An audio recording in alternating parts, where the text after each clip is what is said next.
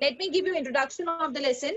Now, Landscape of the Soul, the story is written by Nathalie Trouvere, and the chapter is about how different the Chinese art form is from the European art form. Right? Basically, in this chapter, we're talking about various art forms. The writer uses two stories to make a contrast, European art, and then he's also talking about the Chinese art. Now, European art is about reproducing an actual view, whereas Chinese art is not creating a real landscape. It is all fiction. It is all imagination. So, European art is an artist's way to let viewers show exactly what he wants them to see in the landscape, and the Chinese art is the artist's spiritual and inner voice, where you can travel from any point and it lets the viewer create a path of their imagination. So, basically, this chapter is dealing with art forms. It is not having, the story is not having any flow like कि इसमें next क्या होगा. It is all about just imagine art forms के बारे में, where what happens, what they find next. It just goes on, and there is no flow, there is no beginning, and there is no ending. It's just about like a piece of information about the various art forms, right? Let me start.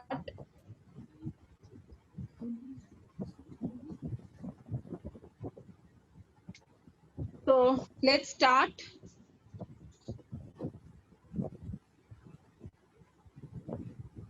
Is my voice audible to you, Ankita?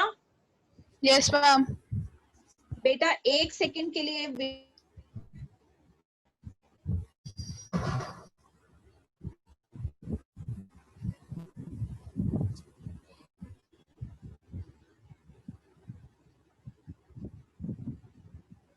Aryan, stop recording for a moment, please.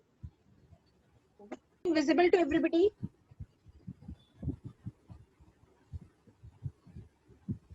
Okay, Landscape of the Soul. The story is basically about art forms. We talk about various art forms, which some art forms are very real, and some other are just as if you feel that you have landed into an imaginative world, into a fictitious world, right? So here we talk about in this chapter about various art forms, especially Chinese art form, and the other one is European. Here the writer contrasts the two art forms. Fine. So let's read the text now. Ankita, the text is here in front of you. Please start reading. Okay, ma'am. A wonderful old tale is told about the painter Wu Daozi, who lived in the 18th century. His last painting was a landscape commissioned by the Tang Emperor Zhangzong. To decorate a palace wall, the master had hidden his work behind a screen so only the emperor would see it.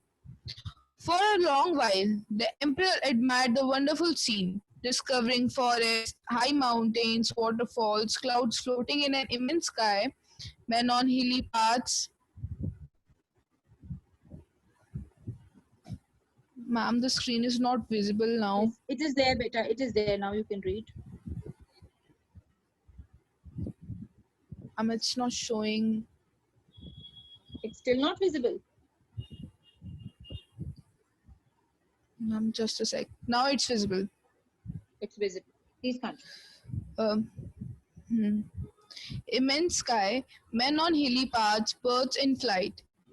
Look, sir, said Look, sir, said the painter. In this cave, at the foot of the mountain, dwells a spirit. The painter clapped his hands, and the entrance to the cave opened. The inside is splendid beyond anything words can convey. Please let me in. Please let me show your majesty the way. The painter entered the cave, but the entrance closed behind him, and before the astonished emperor could move or utter a word, the painting had vanished from the wall. Not an entrance of Wu Daozi's brush was left, and the artist was never seen again in this world. Okay, so this is a very strange incident. See, basically, before I start explaining you this particular incident, ancient era was an era of where art, literature, and art forms were really appreciated, right? They were great masters and they created masterpieces which are popular today also. Whether we're talking about the painting of Mona Lisa, right, or any other great paintings by great artists, these paintings, they were unique, they were rare, and they were peculiar in their own sense. Because at that time technology was not there much, the advent of technology was not there at that time, so people focused more upon art and literature, right? This is a wonderful old tale about the painter Wu Daozi, who lived in the 8th century. This painter, he lived in the 8th century, so we are talking about back 8th century.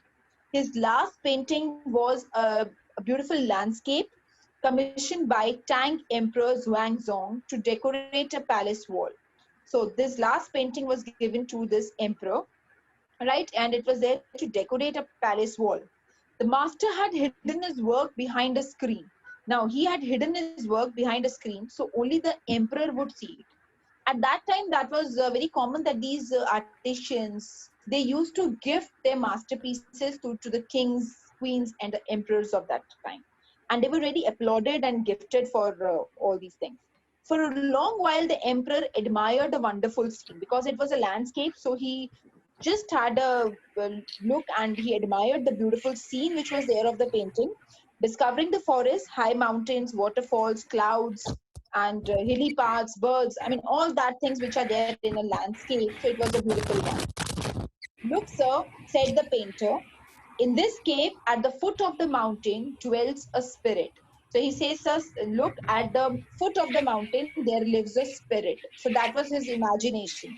He said, there is a mountain, and at the foot of the mountain there is a spirit. The painter clapped his hands, and the entrance of the cave opened. So to what extent this is real, God knows. This seems to be completely imagination, because the painter has gifted a beautiful landscape painting to an emperor. There is a mountain there. He says at the foothills of the mountain there is a spirit. Fine. Now, as he clapped the hand, that entrance to the cave opened. The inside is splendid beyond anything words can convey. Now, the entrance of the cave was beautiful beyond imagination. Please let me show your majesty the way. So it was such a beautiful creativity. And he says that now the cave door has opened. So he asks the emperor, come along with me. I'll show you the way. I'll show how the cave is. The painter entered the cave. The painter entered the cave, but the entrance closed behind him. This is inside the painting only we're talking about, that the painter entered the cave, but the entrance closed behind him. And before the astonished emperor could move or utter a word, the painting had vanished from the wall. So it's a story which says that before he could say anything, the painter was inside the cave, and before anything else would happen, the emperor would say anything, the door closed and the painting disappeared. So the great painter disappeared the manner, right? So not a trace of Wu Daozi's brush was left. Not a single stroke of his brush was also there. The painting disappeared completely, and the artist was never seen again in this world. So it seems to be a complete imagination or fiction, but this is one such story where they're telling about where this great artisan gifted the emperor with a beautiful landscape painting, and then what happened, right? Shall I move on further?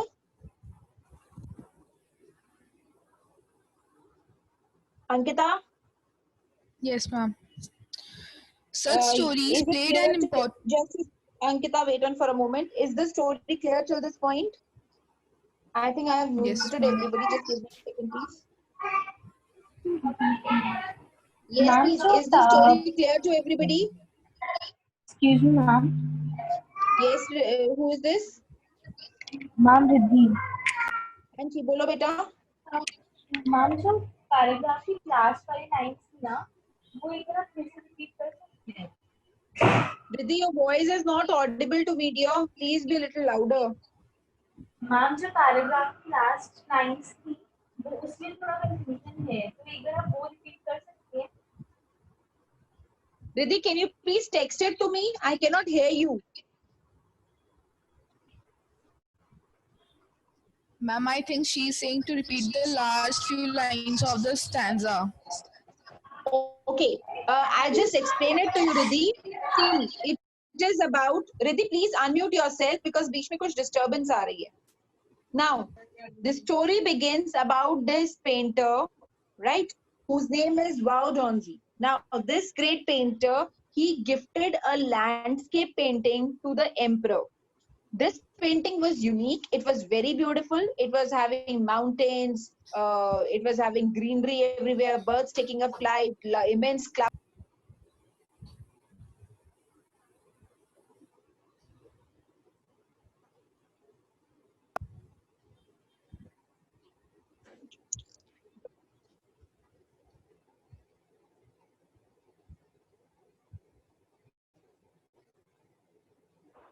Is my voice audible here to everybody? Yes, ma'am. Yes, ma'am. Okay, so the painting was really very beautiful. Now, when this painter, he gifted this painting to the emperor, right? He was showing the painting to him, and he has hidden the painting behind a screen so that nobody else could see it. Only the he wanted only the emperor to have a first look at the painting. Now, when he opened, when he showed the painting to the emperor, he showed him the mountain, and he said that at the foothills of the mountain there dwells a spirit. There lives a spirit, right? The emperor was astonished to see the beauty of the painting. He was appreciating and applauding it. And the painter further continued that at the foothills of the mountain, there was a cave.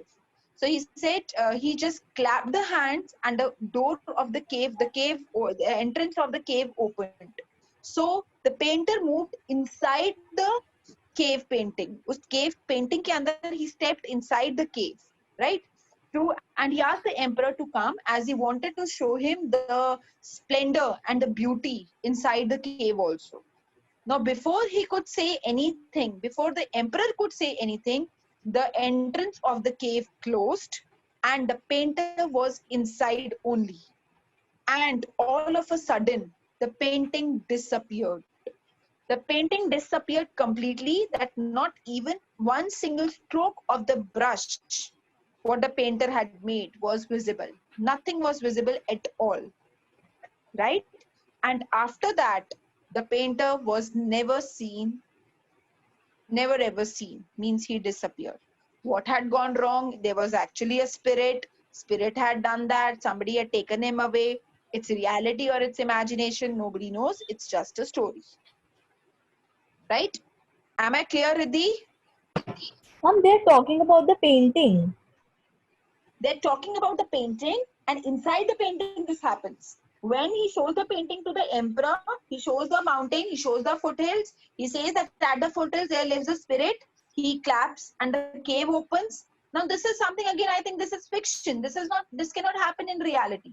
That is what they're just describing about a painting. That Yes, painting ma'am. also, right? How it happened, Okay, that is nowhere ma'am. fine. Chaliye, I'm sharing the screen. Let's continue with it further.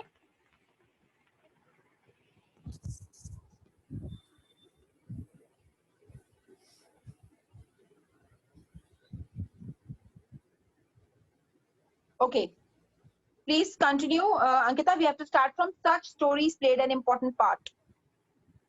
Okay, ma'am. Such stories played an important part in China's classical education.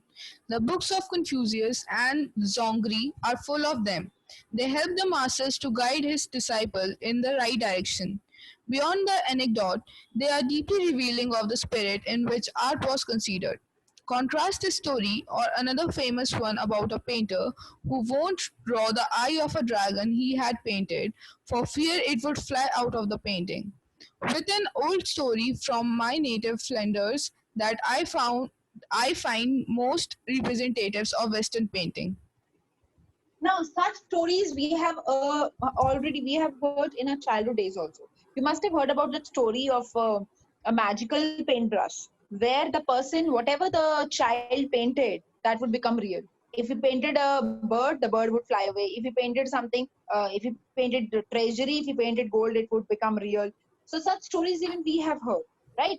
And these kind of stories, they played an important part in Chinese classical education. That imagination, that fiction, that absolutely moving into an fantasy world that is there in Chinese classical education. The books of Confucius and Zhuangzi are full of them, and they help the master to guide his disciple in the right direction. Beyond the anecdote is a short, interesting story of a real person. You know what anecdote is. So they are deeply a short story, short, interesting story of a real person. You people know anecdotal records which we make. So with the help of that, you should know what an anecdote is, right? So beyond the anecdote, they're deeply revealing the spirit in which art was considered. So they are in a sense giving art imaginative wings, right? In a manner that it seems to be real. Actually हो जाना, that is not possible. But Chinese art में ये चीज दी जाती है, and Chinese education also involves this thing.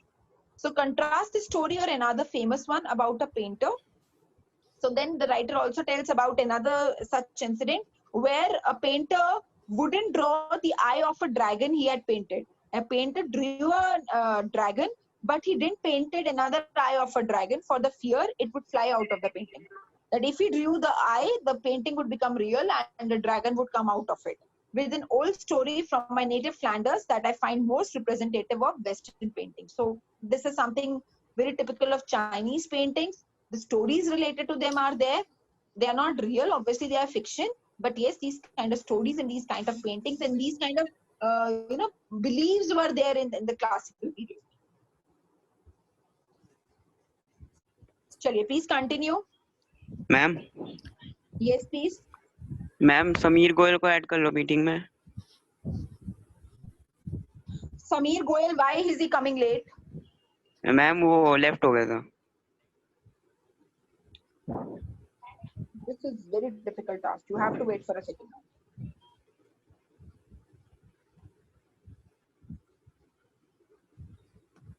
Ankita, please continue, beta. Yes, ma'am. In 15th century Antwerp, a master blacksmith called Quentin Metsys fell in love with the painter's daughter. The father wanted to give a son-in-law in such a profession. So Quentin sneaked into the painter's studio and painted a fly on his latest panel with such delicate realism that the master tried to swat it away before he realized what had happened. Quentin was immediately admitted as an apprentice into his studio. He married his beloved and went on to become one of the most famous painters of his age. These two stories illustrate what each form of art is trying to achieve: a perfect illusionistic likeness in Europe, the essence of inner life and spirit in Asia. Now, in 15th century Antwerp, a master blacksmith called Quentin Metsys fell in love with a painter's daughter. Right? This is about Antwerp, who was a blacksmith actually. A master blacksmith called Quentin Metsys. Antwerp, a master blacksmith called Quentin Metsys fell in love with a painter's daughter. So he fell in love with a painter's daughter. Now the father would not accept a son-in-law in such a profession. So this blacksmith was in love with a painter's daughter. So obviously the painter didn't want to accept a blacksmith for his daughter, right? So father would not accept a son-in-law in such a profession.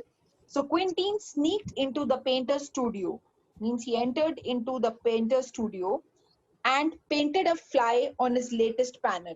So on his painting panel, he painted a fly with such delicate realism that the master tried to swat it away before he realized what had happened. So the master, the painter, was not able to realize that this fly which was painted by him, it was a painted one. वो इतना real लग रहा था, it was such, it gave an impact that was as it was a real fly that he tried to swat it away. He tried to hit it away. What happens when flies or mosquitoes come nearby us? We just try to hit them away or just we try to blow them away, right? So the painter, he thought that it was a real fly. He didn't notice that he had drawn it. He had painted it. The blacksmith had painted it, but the painter was not able to recognize that it was a painted one. So just he tried to blew it away, right? So he was so much impressed when he realized that it was not a real fly, it was a painting, that he immediately admitted this blacksmith as an apprentice into his studio. Apprentice means as a trainee or a learner, right? So please give the meaning of the word apprentice as trainee. So he married his beloved, then he married his daughter afterwards, after some time, and went on to become one of the most famous painters of his age. So this blacksmith, then he married his beloved, and he became the world's one of the famous painters of the society. These two stories illustrate what each form of art is trying to achieve: a perfect illusionistic likeness in Europe, the essence of inner life and spirit in Asia. So, what they are talking about? They're talking about that illusion in Europe and that essence of inner life and spirit in Asia. Stories are like some paintings were so real that they give an impact of reality, right? They never looked like painting. And some paintings, they had life in them. For example, that case of the painter which who gifted the painting to the emperor, and then what happened, right? So this is about various form of art we are talking about. Ankita, please continue, beta, hurry up. You have to start Okay, from ma'am. this one. In the Chinese stories, start karo. In the Chinese story, the emperor commissions a painting and appreciates its outer appearance, but the artist reveals to him the true meaning of his work. The emperor may rule over the territory he has conquered, but only the artist knows the way within. Let me show the way. The Tao, a word that means both the path or the method and the mysterious work of the universe. The painting is gone, but the artist has reached his goal beyond any material appearance.